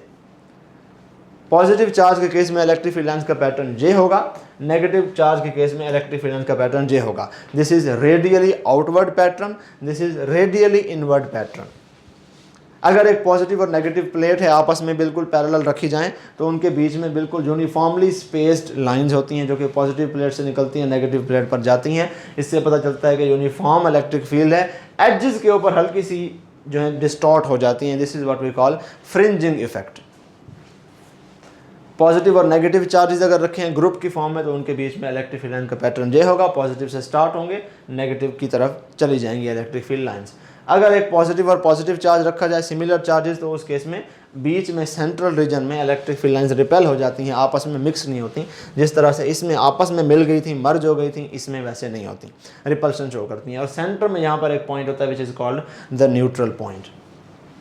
अगर एक पॉजिटिव और नेगेटिव चार्ज है, अब यहाँ पर भी इलेक्ट्रिक फील्ड लाइंस का पैटर्न है, ये भी पॉजिटिव और नेगेटिव चार्ज है, इसमें और उसमें फ़र्क है। क्यों फ़र्क है कि ये दोनों पॉजिटिव चार्जेस मैग्नीट्यूड में बराबर हैं, जबकि ये वाले चार्जेस में जो पॉजिटिव चार्ज है उसका मैग्नीट्यूड कम है, नेगेटिव चार्ज का मैग्नीट्यूड बहुत ही ज़्यादा है। तो उसने क्या किया, नेगेटिव चार्ज ने बहुत सारी इलेक्ट्रिक फील्ड लाइंस कैप्चर कर ली। तो उसमें क्या था कि कुछ लाइन लगती थी, कुछ लाइन इधर आके लगती थी, कुछ लाइन इधर आके लगती थी। इसमें क्या है कि लाइंस निकल रही हैं और बहुत सारी हैं, उसमें से कुछ ही लाइंस ये कैप्चर कर पा रहा है, बाकी लाइंस इधर उधर जा रही हैं। तो इसका क्या मतलब है कि ये जो चार्ज है नेगेटिव चार्ज ये बहुत ही कम है इन मैग्नीट्यूड, पॉजिटिव चार्ज बहुत ज़्यादा है मैग्नीट्यूड में। So in this case this is the diagram for two opposite charges but of different magnitude. कौन सा ज़्यादा कौन सा कम होगा इसका अंदाज़ा आप इस बात से लगा सकते हैं कि कौन से चार्ज से ज़्यादा इलेक्ट्रिक फील्ड लाइंस निकल रही हैं या जा रही हैं। यहाँ पर आप देख सकते हैं नेगेटिव चार्ज बहुत कम इलेक्ट्रिक फील्ड लाइंस खींच रहा है, उसका मैग्नीट्यूड ही उतना अलाउ करता है, बाकी वो नहीं आपस में खींच पा रहा, वो छोड़ देता है, तो बाकी लाइंस निकल जाती हैं। पॉजिटिव चार्ज जो है वो बहुत ही ज़्यादा इलेक्ट्रिक फील्ड लाइंस छोड़ रहा है, तो ये ज़्यादा मैग्नीट्यूड का है। यहाँ पर अब आप प्रेडिक्ट कर सकते हैं पॉजिटिव चार्ज की बहुत ज़्यादा लाइंस हैं, नेगेटिव चार्ज की उतनी ज़्यादा लाइंस नहीं है। तो राइट नाउ पॉजिटिव चार्ज जो है that is higher in magnitude. यहाँ पर भी आप देख सकते हैं और ये भी आप बता सकते हैं कि इनमें से कौन सा पॉजिटिव कौन सा नेगेटिव है। जिससे निकल रही हैं ये पॉजिटिव है, जिसमें जा रही हैं नेगेटिव है। यहाँ पर आप कैसे करेंगे कि पॉजिटिव चार्ज का मैग्नीट्यूड बहुत ज़्यादा है, इससे बहुत ज़्यादा लाइंस निकल रही हैं, नेगेटिव दूसरा चार्ज जो है वो सारी की सारी कैप्चर नहीं कर पा रहा, कुछ छोड़ रहा है। तो डी वाला जो है वो ग्रेटर इन मैग्नीट्यूड है, D is greater in magnitude, बीच में ये ग्रेटर देन का साइन लगा हुआ। C is smaller in magnitude. Positive कौन सा है, नेगेटिव कौन सा है, जिससे निकल रही हैं लाइंस वो पॉजिटिव है, जिसके अंदर जा रही हैं वो नेगेटिव है। इसी तरह यहाँ पर भी आप देख सकते हैं ट्रिपल अरेंजमेंट है। ये सारे केसेस हम पढ़ चुके हैं लेक्चर्स में। ये इसमें सबसे ज़्यादा इलेक्ट्रिक फील्ड लाइंस निकल रही हैं, उसके बाद इससे थोड़ी सी कम निकल रही हैं, इससे बहुत ही कम निकल रही हैं। तीनों सिमिलर चार्जेस हैं, इसलिए इनकी लाइंस की डायरेक्शन इस तरह से है। तीनों पॉजिटिव चार्जेस हैं, या तीनों नेगेटिव चार्जेस हो सकते हैं, नहीं हो सकते, क्योंकि इलेक्ट्रिक फील्ड लाइंस की डायरेक्शन जो है वो आप देखें आउटवर्ड है, रेडियली आउटवर्ड निकल रही हैं। सो सबसे ज़्यादा मैग्नीट्यूड जो है वो एफ का है, उसके बाद उससे कम मैग्नीट्यूड ई का है, उसके बाद उससे कम मैग्नीट्यूड जी का है, and all of these are positive charges. यही चीज़ आप यहाँ पर भी अप्लाई करके देख सकते हैं। सबसे ज़्यादा मैग्नीट्यूड आई का है, उसके बाद सबसे ज़्यादा मैग्नीट्यूड एच का है, उसके बाद जे का है, और इसमें से जो आई है वो पॉजिटिव चार्ज है, एच और जे नेगेटिव चार्जेस हैं। अगर एक पॉइंट चार्ज और एक प्लेट की आपस में इलेक्ट्रिक फील्ड लाइन का पैटर्न देखा जाए तो वो इस तरह से होगा। पॉजिटिव चार्ज से निकलेंगी, नेगेटिव प्लेट में जाके इम्पिंज हो जाएंगी, और जहाँ पर वो इम्पिंज होंगी वहाँ पर परपेंडिकुलर जो है वो 90 का एंगल बनेगा। इसी तरह यहाँ पर भी अगर नेगेटिव चार्ज है और पॉजिटिव प्लेट है तो पॉजिटिव प्लेट से निकलेंगी और नेगेटिव चार्ज के अंदर जाके इम्पिंज हो जाएंगी। इलेक्ट्रिक फ्लक्स का एक और कॉन्सेप्ट हमने पढ़ा था। इलेक्ट्रिक फ्लक्स हमें बताता है कि किसी भी पर्टिकुलर सरफेस के अक्रॉस कितनी मैग्नेटिक फील्ड लाइंस गुजर रही हैं। So number of field lines passing through a cross sectional area is called electric flux. ये क्वालिटेटिव डेफिनेशन हो गई है। क्वांटिटेटिवली हम इसको इस तरह से रिप्रेजेंट करते हैं कि डॉट प्रोडक्ट ले लें आप इलेक्ट्रिक फील्ड और वेक्टर एरिया का, that will give you flux. ठीक है, यहाँ पर हम लिखते हैं कि flux is equal to E dot A which is when open, dot product को ओपन करेंगे तो ई ए कॉस थीटा आ जाएगा। थीटा क्या होगा, ये ई और ए का आपस में एंगल होगा। ए क्या है, वेक्टर एरिया है, this is not plane area, this is vector area. ये एक वेक्टर होता है जिसका मैग्नीट्यूड उस प्लेन एरिया के सरफेस एरिया के बराबर होता है, लेकिन इसकी जो डायरेक्शन है that direction is normal to the surface, यानी कि परपेंडिकुलर होती है इस तरह से। Area, vector area is equal to magnitude of area multiplied by the normal unit vector. Normal unit vector से उसको डायरेक्शन मिल जाएगी परपेंडिकुलर टू द सरफेस वाली। अगर आप वेक्टर एरिया और इलेक्ट्रिक फील्ड लाइंस का म्यूचुअल एंगल नहीं लेते, अगर आप प्लेन एरिया और इलेक्ट्रिक फील्ड लाइंस का म्यूचुअल एंगल ले लेते हैं तो फिर ई ए कॉस थीटा नहीं लिखेंगे, फिर आप ई ए साइन थीटा लिखेंगे। The formula will be different. Different cases में हमने इलेक्ट्रिक फ्लक्स पढ़ा। अगर प्लेन एरिया बिल्कुल पैरेलल है to the electric field lines तो इलेक्ट्रिक फील्ड लाइंस ऊपर से और नीचे से गुजर जाएंगी। इस केस में प्लेन एरिया और इलेक्ट्रिक फील्ड लाइंस का जो एंगल है वो 0 है। वेक्टर एरिया और इलेक्ट्रिक फील्ड लाइंस का जो एंगल है वो 90 डिग्री है। सो ई ए कॉस थीटा में आपने 90 डिग्री पुट करना है and the answer will be 0। यहाँ पर क्या है कि वेक्टर एरिया और इलेक्ट्रिक फील्ड लाइंस का जो पैटर्न है वो 90 डिग्री है, एंगल है वो 90 डिग्री है, जबकि प्लेन एरिया और इलेक्ट्रिक फील्ड लाइंस का जो एंगल है दैट इज 90 डिग्रीज। ठीक है, वेक्टर एरिया और इलेक्ट्रिक फील्ड लाइंस का 0 है और उसका 90 है। सो आप पुट कौन सा करेंगे ई ए कॉस थीटा में? ई ए कॉस थीटा में आप 0 वाला एंगल पुट करेंगे जो वेक्टर एरिया और फील्ड लाइंस का है, और पुट करेंगे तो आपके पास जवाब मैक्सिमम ही आएगा। सो this is maximum electric flux in this case. अगर किसी और एंगल पर है तो फिर आपको एग्जैक्टली वो एंगल थीटा मेजर करना पड़ेगा, आपको गिवन होगा, आप पुट करेंगे, आपके पास आंसर आ जाएगा। उसके बाद हमने एक और कॉन्सेप्ट पढ़ा, टॉपिक पढ़ा बड़ा ही इंपॉर्टेंट, गॉसेस लॉ का। हमने पढ़ा कि किसी भी क्लोज्ड सरफेस अगर आपके पास कंसीडर की जाए, इसके अंदर एक चार्ज रखा हो Q, तो इस चार्ज अगर ये पॉजिटिव चार्ज है तो इसकी वजह से आउटवर्ड फ्लक्स प्रोड्यूस होगा। अगर ये नेगेटिव चार्ज होता तो इसकी में इनवर्ड फ्लक्स प्रोड्यूस होता। तो जितना भी फ्लक्स है इनवर्ड या outward across this closed surface कितना होगा, that is given by Q over epsilon naught. Where is Q क्या है? जितना चार्ज इनक्लोज्ड है। एप्सिलॉन नॉट क्या है? वैक्यूम की परमिटिविटी। अगर कोई और मीडियम होगा तो फिर आप उसकी परमिटिविटी, रिलेटिव परमिटिविटी भी लिख देंगे। ठीक है, अब इस फार्मूला से हमें पता चलता है कि इस सरफेस के क्रॉस फ्लक्स ज़्यादा या कब कम होगा। पहली चीज़, आप ये चार्ज बड़ा रख दें या छोटा रख दें। So the net charge enclosed by the surface can directly affect flux. अगर आप नेचर ऑफ मीडियम को देखें, नेचर ऑफ मीडियम वैक्यूम की बजाय कोई और रखेंगे तो it will inversely affect flux. ठीक है, वैक्यूम की बजाय अगर आप कोई और इंसुलेटर रखते हैं तो डिनोमिनेटर में यहाँ पर एप्सिलॉन आर आ जाएगा, फ्लक्स कम हो जाएगा। दूसरी चीज़, area of the surface does not matter. आप छोटी सरफेस रखें या इसी चार्ज को एक बहुत ही बड़ी सरफेस में इनक्लोज कर दें, फ्लक्स उतना ही रहेगा, क्योंकि इस चार्ज की जो इलेक्ट्रिक फील्ड लाइंस हैं वो इस पूरे के पूरे एरिया से कभी ना कभी तो बाहर निकलेंगे। So number of electric field lines that exit out of this surface remains the same. आप सरफेस बड़ी छोटी करते हैं उससे कोई फर्क नहीं पड़ता। Shape of the surface also doesn't matter. यहाँ पर मैंने और शेप बनाई है, यहाँ पर और शेप बनाई है। अगर अंदर चार्ज सेम है तो फ्लक्स सेम रहेगा, शेप से मैटर नहीं करता।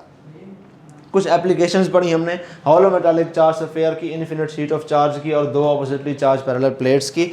जल्दी से मैं इसको रिवीजन कर दूंगा बिकॉज ये पूरा का पूरा सेपरेट टॉपिक है। हमने हॉलो मेटालिक चार्ज स्फीयर के केस में हमने पढ़ा कि अगर आपके पास एक चार्ज स्फीयर है, कंडक्टर है, मेटालिक है, और उसके सरफेस के ऊपर आपने चार्ज दिया हुआ जैसा कि यहाँ पर शो किया, तो कुछ पॉइंट्स हैं। Electric field inside the sphere 0 होगी। इसके अंदर कहीं पर भी इलेक्ट्रिक फील्ड जो है वो नहीं पाई जाएगी। इसके अंदर इलेक्ट्रिक फील्ड लाइंस भी आप ड्रॉ नहीं करेंगे कभी भी। इलेक्ट्रिक फील्ड अगर एक्सटर्नली हो तो बाहर से अगर इलेक्ट्रिक फील्ड है भी तो वो इस मेटालिक स्फीयर के अंदर से कभी नहीं गुजरेगी, अंदर फील्ड फ्री रीजन ही रहेगा। दूसरी चीज़, अब चूँकि अंदर फील्ड फ्री रीजन है, ना इस चार्ज की वजह से फील्ड नज़र आ रही है। अगर बाहर कोई चार्ज यहाँ पर क्यों रखा हुआ है उसकी फील्ड भी अंदर नहीं आ रही, तो इसका मतलब है कि अगर मैं इस मेटल इनक्लोजर के अंदर कोई चीज़ रख दूँ तो it will B shielded from all the fields outside the sphere. बाहर वाली जो फील्ड्स हैं उनसे इसको एक शील्ड मिल जाएगी अंदर, अगर मैं यहाँ पर कोई भी ऑब्जेक्ट रख दूँ तो। ठीक है, दूसरा केस हमने इसका पढ़ा था कि for an infinite sheet of charge, एक सिंगल शीट है, इनफाइनाइट है, उसका एक पोर्शन ड्रॉ किया गया है, इसके करीब अगर एक पॉइंट P ड्रॉ किया जाए तो यहाँ पर इलेक्ट्रिक फील्ड कितनी होगी।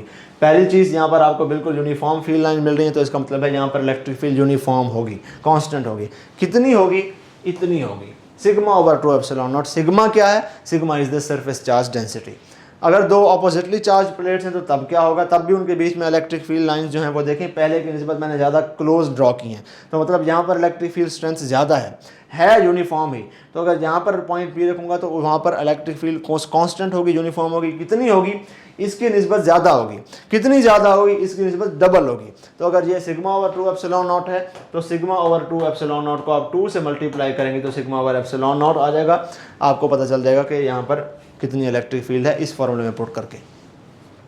चार्ज डेंसिटी के हमने कॉन्सेप्ट पढ़ा, हमने कहा एक लीनियर चार्ज डेंसिटी होती है जो आपको बताती है कि एक स्ट्रेट लाइन में किस तरह से चार्जेस अरेंज हैं। इसका यूनिट होता है कूलम पर मीटर, क्योंकि लीनियर डिस्टेंस के हिसाब से।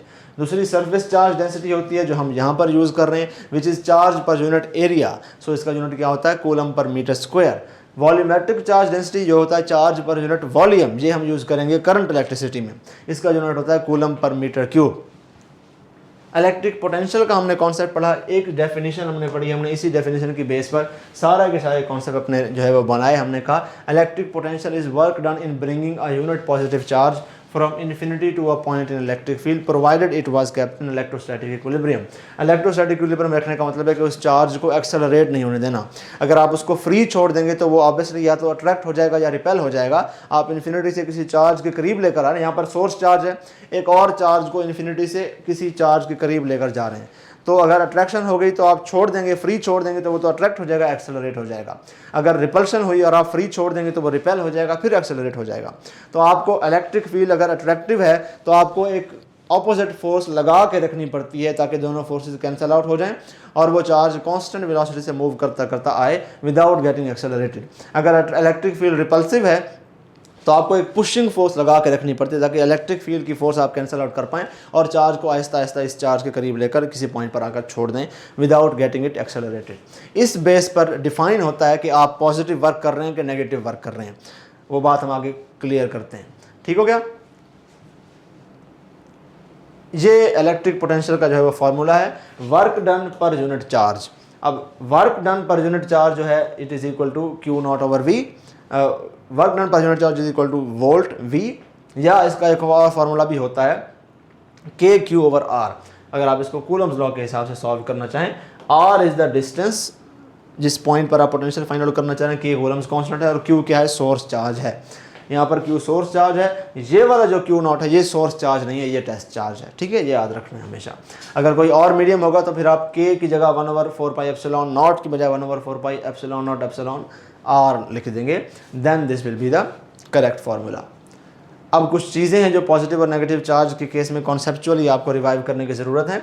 अगर एक पॉजिटिव सोर्स चार्ज है तो इसके करीब यहाँ पर एक पॉइंट P है, यहाँ पर मैं चाहता हूँ पोटेंशियल फाइंड आउट करना चाहूँ, तो डेफिनेशन क्या है, work done in bringing a unit positive test charge from infinity, ये इन्फिनिटी है, टू दिस पॉइंट। तो अब ये पॉजिटिव चार्ज है, टेस्ट चार्ज भी पॉजिटिव है, तो इस चार्ज की वजह से इस चार्ज के ऊपर रिपल्सिव फोर्स लगेगी। लेकिन मुझे इसको इलेक्ट्रोस्टैटिक इक्विलिब्रियम में रखना है तो मैं क्या करूँगा, इसी रिपल्सिव फोर्स के बराबर एक पुशिंग फोर्स लगा दूंगा ताकि दोनों फोर्सेज आपस में कैंसल आउट होती रहें।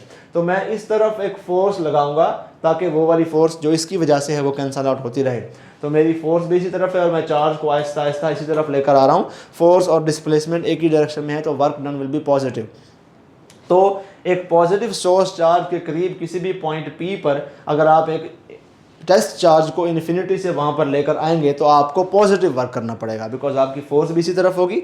इलेक्ट्रोस्टैटिक इक्विलिब्रियम में जो रखना है ना, फोर्स तो लगाएंगे वरना तो वो एक्सेलरेट हो जाएगा, रिपेल हो जाएगा। सो आपकी फोर्स भी इसी तरफ है, डिस्प्लेसमेंट भी इसी तरफ है, यानी कि आपको पॉजिटिव वर्क करना पड़ रहा है। इसीलिए एक पॉजिटिव चार्ज के इर्द गिर्द पोटेंशियल पॉजिटिव कंसिडर की जाती है। So potential positive charge brought to a point P closer to another positive charge, repulsion develops. We do positive work in bringing the charge from infinity to this point. So since we do positive work, this is the reason electric potential is positive at this point. Electric field यहाँ पर negative work कर रही है क्योंकि electric field की force उस तरफ है, रिपल्सिव फोर्स, हम डिस्प्लेस इस तरफ कर रहे हैं, तो इलेक्ट्रिक फील्ड यहाँ पर नेगेटिव वर्क कर रही है, हम उसको इन्फिनिटी से वहाँ तक ले आने में पॉजिटिव वर्क कर रहे हैं, तो इसलिए इसकी पोटेंशियल पॉजिटिव है। ठीक है, एग्जैक्टली उसके ऑपोजिट यहाँ पर चीज़ है कि अगर एक नेगेटिव चार्ज है और आप एक पॉजिटिव टेस्ट चार्ज को, टेस्ट चार्ज तो हमेशा पॉजिटिव रखना है, इसको इस चार्ज के करीब किसी पॉइंट P पर लेकर आना चाह रहे हैं आप, तो आपको क्या करना पड़ेगा, इसको इलेक्ट्रोस्टैटिक इक्विलिब्रियम में रखने के लिए अट्रैक्टिव फोर्स जो कि इस तरफ होगी उसको काउंटर करना पड़ेगा एक आउटवर्ड फोर्स लगा के। तो आप इसको खींच के रखेंगे ताकि दोनों फोर्सेज आपस में कैंसिल आउट हो जाएं और ये आहिस्ता आहिस्ता मूव करे। आप जैसे ही छोड़ेंगे तो एक्सेलरेट हो जाएगा, तो आपको खींच के रखना पड़ेगा। तो आप कंटिन्यूअसली एक बैकवर्ड फोर्स लगा के रखते हैं, डिस्प्लेसमेंट आगे की तरफ है तो आप नेगेटिव वर्क कर रहे हैं, तो इसलिए इस पॉइंट P के ऊपर नेगेटिव पोटेंशियल होगा। This is why negative charges के इर्द गिर्द पोटेंशियल नेगेटिव होता है। ये हमने एक कंसेप्चुअल बेसिस बनाई थी, उसको हमने रिवाइज कर लिया। Electric potential difference is nothing but the difference of electric potential between two points. ठीक है, सो बेसिकली जो पोटेंशियल होता है वो भी पोटेंशियल डिफरेंस ही होता है between that particular point and infinity. So अगर आप यहाँ पर कोई दो पॉइंट्स ले लें तो वो भी उसी तरह से it is not any different. Formula इसका क्या होता है कि आपको अगर दो पॉइंट्स दे दिए जाएं, एक पॉइंट ए पॉइंट बी, तो उनके बीच में electric potential difference will be the difference, simple difference subtract कर देंगे क्योंकि स्केलर क्वांटिटी है, ठीक है। या आप इस पॉइंट की पोटेंशियल लें के क्यू ओवर आर, यहाँ से यहाँ तक का डिस्टेंस अगर आर ए है, और इस पॉइंट की पोटेंशियल भी लें विच इज़ के क्यू ओवर आर बी, यहाँ से यहाँ तक का डिस्टेंस आर बी है, और फिर उसको सब्ट्रैक्ट करें तो फार्मूला कुछ इस किस्म का बनेगा, ठीक है। सो बेसिकली डिफाइन हम इस तरह से करते हैं जिस तरह से हमने कहा potential at this point is equal to work done in bringing this charge from infinity to this point. तो अगर यहाँ पर मैं एक और पॉइंट क्यू ले लूँ तो मैं इन दोनों के पोटेंशियल डिफरेंस को कैसे डिफाइन करूंगा, मैं कहूँगा potential difference between these two points is equal to work done in bringing a charge from this point to this point, ठीक है। चार्ज को जब ले एक पॉइंट से दूसरे पॉइंट तक ले आने में जितना वर्क लगता है that is the potential difference between those two points, और यूनिट चार्ज का वर्क होना चाहिए वो, ठीक हो गया। This is the concept of potential difference. Electric field as potential gradient का हमने एक कॉन्सेप्ट पढ़ा, हमने कहा किसी भी चार्ज के इर्द गिर्द जो इलेक्ट्रिक फील्ड होती है that is equal to rate of change of potential with distance, ठीक है। जैसे जैसे आप डिस्टेंस मूव करते हैं जिस रेट पर पोटेंशियल चेंज होता है that gives you the electric field at that point. So हमने तीन केसेस पढ़े, एक आइसोलेटेड पॉजिटिव चार्ज, एक isolated negative charge and between two plates. इन तीनों के पोटेंशियल वर्सेस डिस्टेंस ग्राफ आपको यहाँ पर शो हो रहे हैं। ये जो केस है इसमें क्या है कि आप जैसे जैसे अवे मूव करेंगे आर बढ़ेगा, वैसे वैसे पोटेंशियल जो है वो इन्वर्सली प्रोपोर्शनल टू आर होता है, v is inversely proportional to R, तो इसका ग्राफ इस किस्म का बनता है।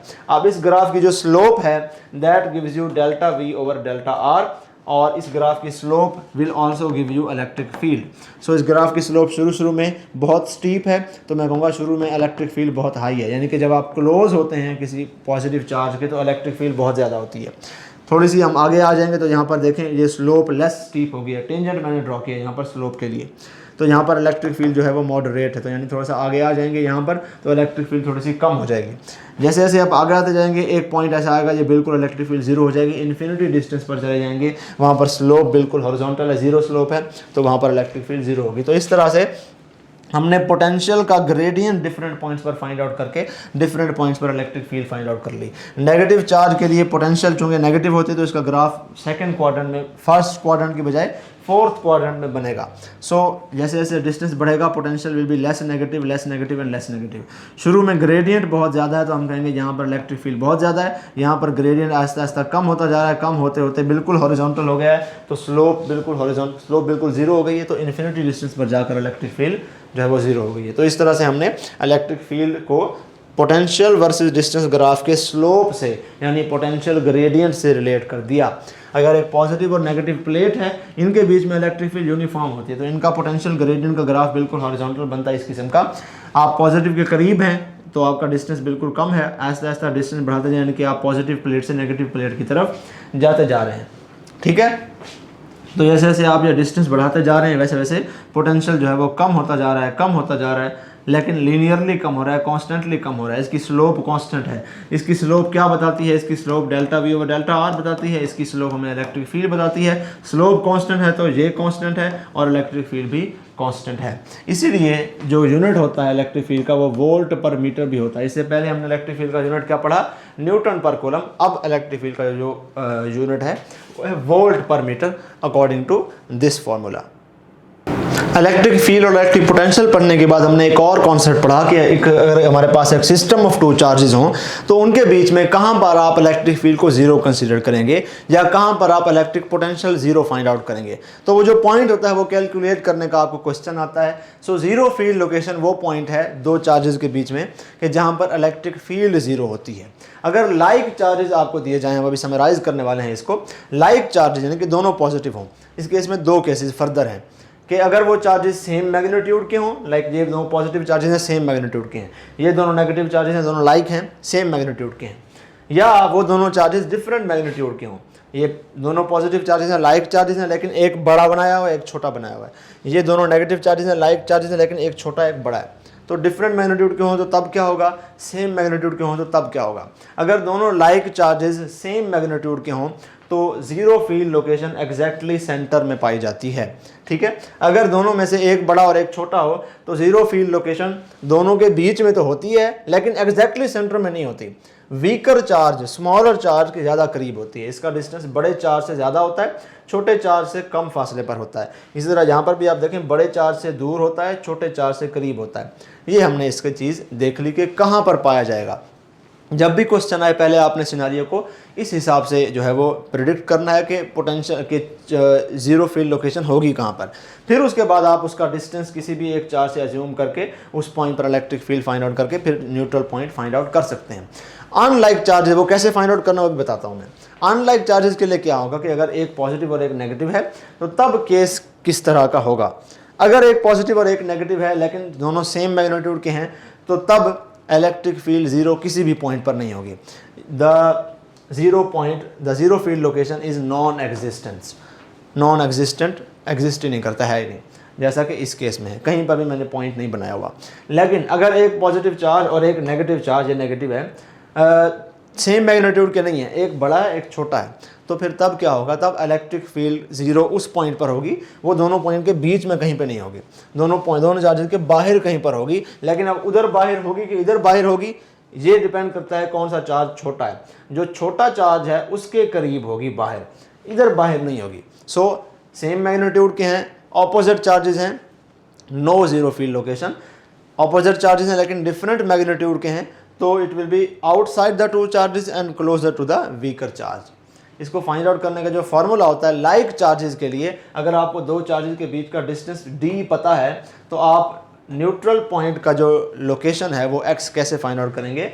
बड़ा चार्ज QB, छोटा चार्ज QS, इनका रेशो लेंगे और इनका स्क्वायर रूट लेंगे और फिर स्क्वायर रूट लेने के बाद ये स्क्वायर रूट सिर्फ यहाँ तक है, +1 करेंगे। ठीक है, तो आपके पास आंसर आ जाएगा। और ये x क्या है, x is the distance of the neutral point from the smaller charge, distance of the neutral point from the bigger charge नहीं। छोटे चार्ज से वो न्यूट्रल पॉइंट कितना दूर है ये x आपको वो डिस्टेंस बताएगा, बड़े वाले का डिस्टेंस नहीं बताएगा। वो फिर आपको d से माइनस करके बड़े वाले से जो डिस्टेंस है वो फाइंड करना पड़ेगा। अनलाइक चार्जेस के लिए क्या होगा, वही फार्मूला है, QB ओवर QS के रेशो का स्क्वायर रूट लेंगे, सिर्फ यहाँ तक स्क्वायर रूट है, फिर -1 करेंगे, ऊपर डिस्टेंस बिटवीन टू चार्जेस लिखेंगे तो आपको मिल जाएगा। तो लाइक और अनलाइक के केस में थ्योरेटिकल एस्पेक्ट ये होगा, कहाँ होगा पहले प्रेडिक्ट करना है, उसके बाद कितना होगा यहाँ से प्रेडिक्ट करना है। ज़ीरो पोटेंशियल लोकेशन भी इसी तरह से उसके केसेस हैं। अगर लाइक चार्जेस हैं, अगर तो वो सेम मैग्नीट्यूड के हैं तो ज़ीरो पोटेंशियल लोकेशन कहीं पर नहीं होता। तो लाइक चार्जेस के लिए दोनों का अगर डिफरेंट पोटेंशियल के आपको सेम पोटेंशियल के मिलते हैं तो कभी भी नहीं मिलता। अगर डिफरेंट मैग्नीट्यूड के हैं, यहाँ पर देखें कहीं मिल रहा है आपको, यहाँ पर भी नहीं मिल रहा। सो लाइक चार्जेस के केस में पल्ले बांधने zero potential location is non existent in all cases. Unlike charges के केस में देयर इज ज़ीरो पोटेंशियल, क्योंकि दोनों ऑपोजिट चार्जेस है, उनका पोटेंशियल कहीं ना कहीं पर बराबर होकर माइनस हो जाएगा। तो अगर तो वो सेम मैग्नीट्यूड के हैं तो एग्जैक्टली इन द मिडल। अगर वो डिफरेंट मैग्नीट्यूड के हैं, एक बड़ा है एक छोटा है, तो तब दो ज़ीरो पोटेंशियल लोकेशंस होती हैं। ठीक है, एक होता है दोनों के अंदर और एक होता है दोनों के बाहर, और दोनों zero potential locations smaller charge के करीब होती हैं, यानी कि स्मॉलर चार्ज के अंदर एक पॉइंट होगा, स्मॉलर चार्ज के बाहर एक पॉइंट होगा। ठीक है, तो अब ये कहाँ होंगे उसके लिए आपको लॉन्ग मेथड से ही करना पड़ेगा, इसका शॉर्टकट नहीं है। इसका शॉर्टकट ये है, इसका लॉन्ग मेथड ये है कि इस पॉइंट पर पोटेंशियल इस चार्ज की क्या होगी, नेगेटिव KQ ओवर x क्या है यहाँ से यहाँ तक का डिस्टेंस, और इस पॉइंट पर इसकी पोटेंशियल क्या होगी, that will B positive KQ over x। तो दोनों को ऐड करने से आपका आंसर जो है वो 0 होना चाहिए। इस तरह की आप इक्वेशन बनाएंगे, x की जगह डिस्टेंस पुट करेंगे और Q आपको पता होगा, K की वैल्यूज़ आपस में जो है आपने फिर कैंसल आउट करवानी है, and then you will find out the point where this neutral point where this zero potential location lies. ठीक हो गया, ये बड़े इंपॉर्टेंट क्वेश्चन हैं, इनको आपने अच्छे तरीके से रिवाइज करना है। एक और बहुत ही इंपॉर्टेंट टॉपिक जो इस चैप्टर का है that is capacitor and it's charging and discharging. Time constant के जो क्वेश्चंस हैं वो मोस्टली पूछे जाते हैं। यहाँ पर आपके सामने सारी की सारी समरी है चार्जिंग और डिस्चार्जिंग ऑफ कैपेसिटर की, कि चार्जिंग के दौरान क्या होता है और डिस्चार्जिंग के दौरान क्या होता है। चार्जिंग के दौरान अगर मैं चार्ज वर्सेस टाइम ग्राफ बनाऊं तो चार्जिंग के दौरान charge Aahista Aahista exponentially rise करता है। ठीक है ना, स्ट्रेट लाइन नहीं है, एक्सपोनेंशियल राइज है। और Aahista Aahista potential difference between the plates of capacitor भी एक्सपोनेंशियली राइज करती है। डिस्चार्जिंग के दौरान potential difference between capacitor drops exponentially, charge stored on the capacitor plates also drops exponentially not linearly. लेकिन करंट जो होता है, करंट चार्जिंग के वक्त भी आप देखें शुरू में current is given by the slope of QT curve. तो QT कर्व की स्लोप शुरू में ज़्यादा है, शुरू में करंट ज़्यादा है, फिर आहिस्ता आहिस्ता QT कर्व की स्लोप कम हो गई, करंट भी कम हो गया, फिर आहिस्ता आहिस्ता QT कर्व की स्लोप बिल्कुल जीरो हो गई, आखिर में इन्फिनिटी पर जाकर ये भी करंट भी जीरो हो जाएगा। सो इसीलिए चार्जिंग के दौरान भी करंट एक्सपोनेंशियली डिके करता है। डिस्चार्जिंग के दौरान भी देखें ज़रा, क्यू की स्लोप शुरू में बहुत स्टीप है इसलिए शुरू में बहुत करंट ज़्यादा है, बाद में लेस स्टीप है तो इसलिए करंट फिर थोड़ा सा कम हो गया, इन्फिनिटी पर जाकर ये QT कर्व की स्लोप जीरो हो जाती है तो इन्फिनिटी पर जाकर करंट भी जीरो हो जाता है। सो डिस्चार्जिंग के दौरान भी करंट का डिकेइंग कर्व ही है।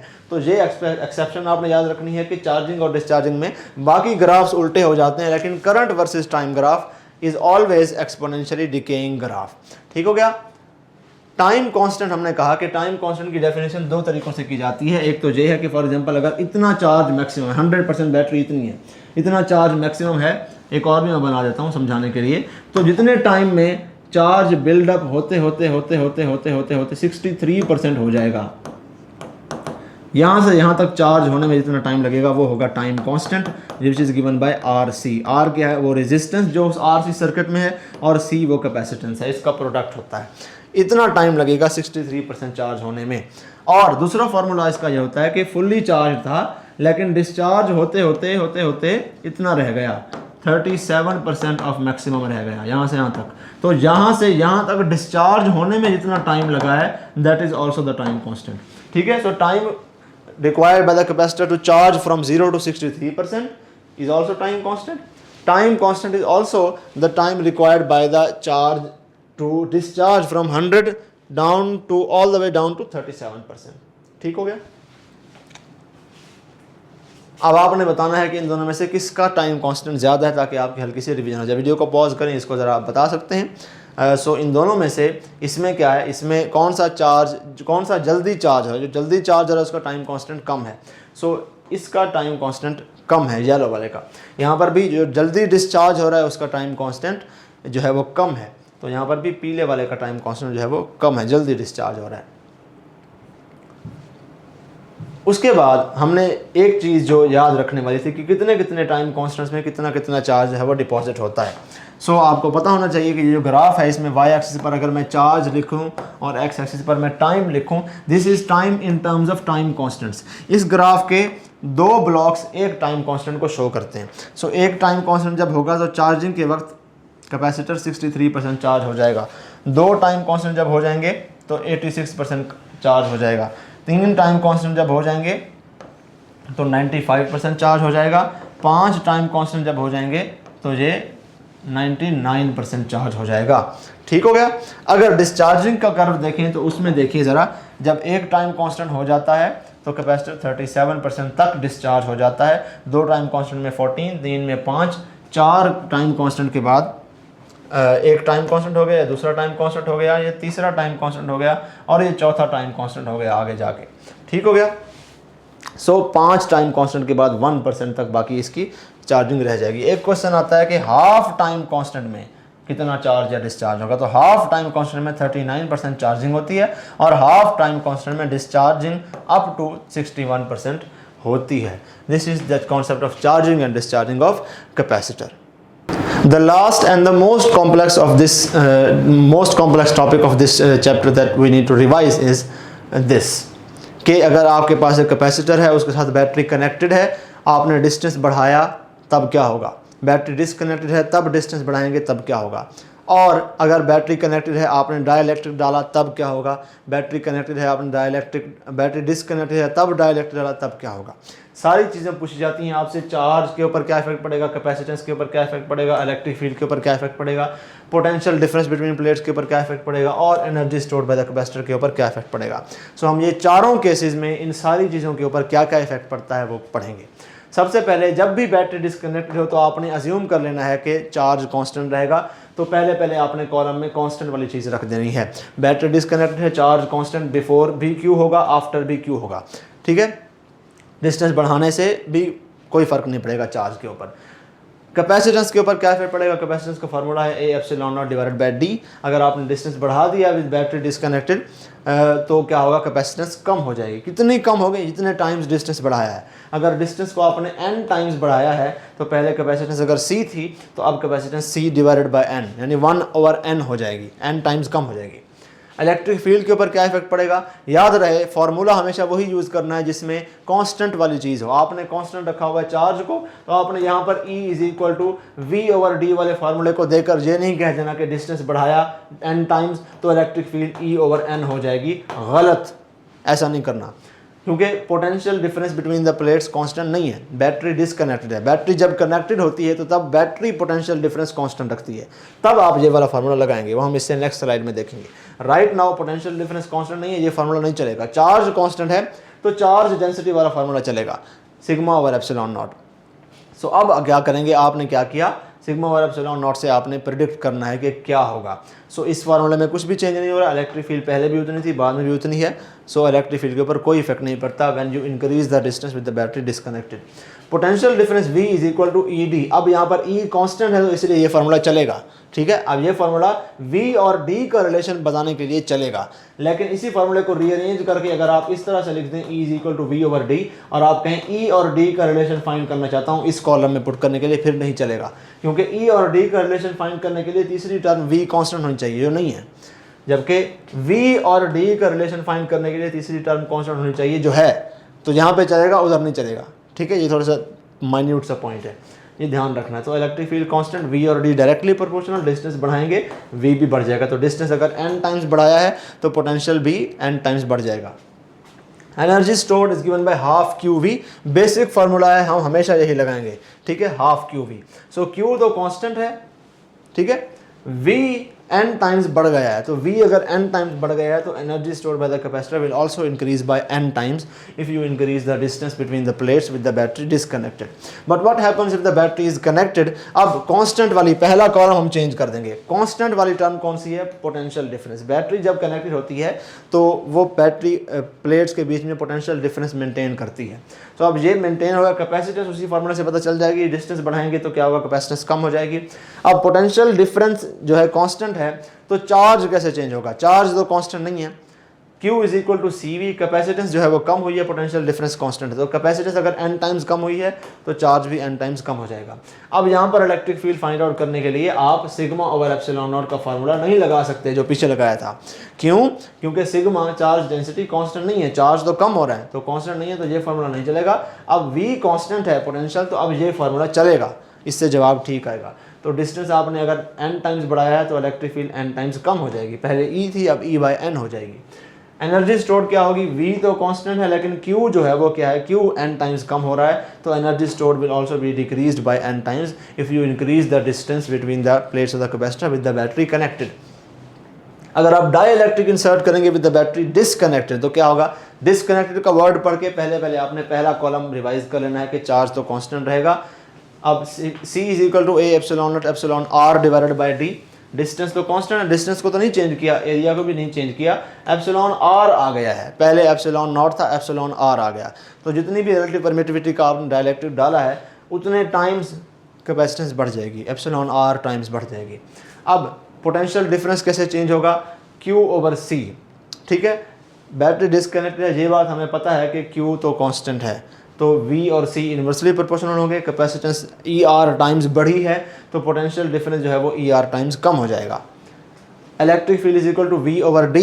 अब यहाँ पर electric field is equal to V/D का फार्मूला कैसे लगाया हमने, क्योंकि डिस्टेंस तो चेंज हो रहा है, डिस्टेंस तो कांस्टेंट है, वो तो नहीं चेंज हो रहा। बाकी E और V का आपस में रिलेशन आप देख सकते हैं। तो इससे कैसे पता चलेगा आपको कि V क्या है, एप्सिलॉन R टाइम्स कम हो गया है, तो इलेक्ट्रिक फील्ड भी एप्सिलॉन R टाइम्स कम ही हो जाएगी। अब एनर्जी स्टोर कैसे होगी, चार्ज तो कांस्टेंट है लेकिन V एप्सिलॉन R टाइम्स कम हो रही है, तो energy stored by the capacitor will also be decreased by epsilon R times. Insertion of dielectric with battery connected क्या होगा, बैटरी कनेक्टेड पढ़ के आपने पहला कॉलम कांस्टेंट वाला V के हिसाब से कर लेना है कि पोटेंशियल पहले भी V होगा बाद में भी V होगा।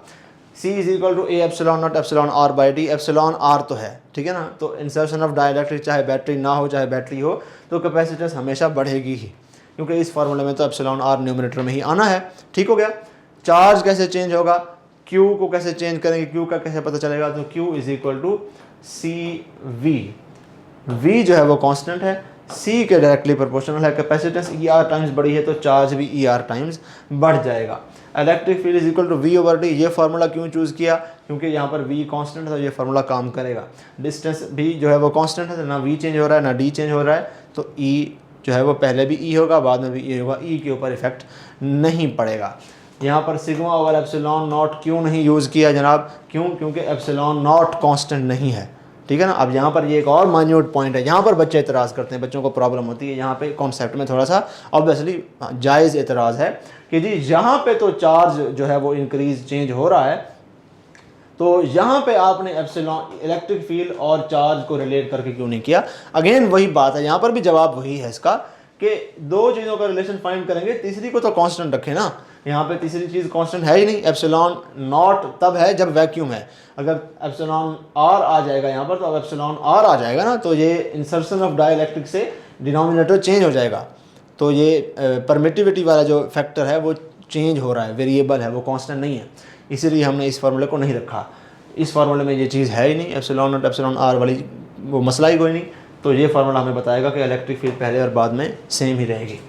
अब इसके ऊपर आ जाएं, पोटेंशियल तो कांस्टेंट है लेकिन चार्ज क्या है वो एप्सिलॉन आर टाइम्स बढ़ रहा है, तो energy stored by the capacitor will be increased by epsilon R times. ये हमने चारों के चारों केसेस पढ़ लिए कि डिस्टेंस बिटवीन कैपेसिटर की प्लेट्स बढ़ाएंगे घटाएंगे तब क्या होगा, और डाई इलेक्ट्रिक डालेंगे तो तब क्या होगा, with battery connected and with battery disconnect. This is all about your one short lecture. This is not that short दो ऑब्वियसली, क्योंकि हमने ये पूरा का पूरा चैप्टर एक हफ्ते में पढ़ा है, तो उसको एक घंटे में समझने में थोड़ा सा obviously it will be a little bit hard, तो एक घंटे का ही हमने ये लेक्चर बनाने की कोशिश की है, स्लाइटली थोड़ा सा ऊपर हो जाएगा। बाकी की सीरीज़ में भी हम इसी तरह से समरी बना के टेबल्स की फॉर्म में आपके सामने डेटा प्रेजेंट करेंगे ताकि आप आसानी से रिवीजन कर सकें। Thank you so much from my side, this is all for today's lecture. मिलते हैं अगले वन शॉर्ट लेक्चर में, तब तक के लिए अल्लाह हाफ़िज़। अल्लाह आपको कामयाब करे, अल्लाह आपका हाथ नासिर हो, खुदा हाफ़िज़।